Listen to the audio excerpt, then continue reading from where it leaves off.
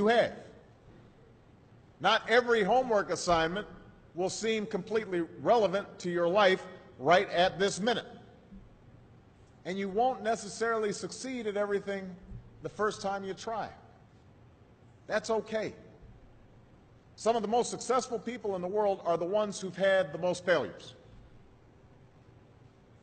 J.K. Rowling, who wrote Harry Potter, her first Harry Potter book was rejected 12 times before it was finally published.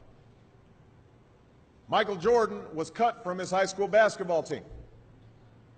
He lost hundreds of games and missed thousands of shots during his career. But he once said, "I have failed over and over and over again in my life, and that's why I succeed." These people succeeded because they understood that you can't let your failures define you. You have to let your failures teach you. You have to let them show you what to do differently the next time. So if you get into trouble, that doesn't mean you're a troublemaker. It means you need to try harder to act right. If you get a bad grade, that doesn't mean you're stupid. It just means you need to spend more time studying. No one's born being good at all things. You become good at things through hard work. You're not a varsity athlete the first time you play a new sport. You don't hit every note the first time you sing a song. You've got to practice. The same principle applies to your schoolwork. You might have to do a math problem a few times before you get it right.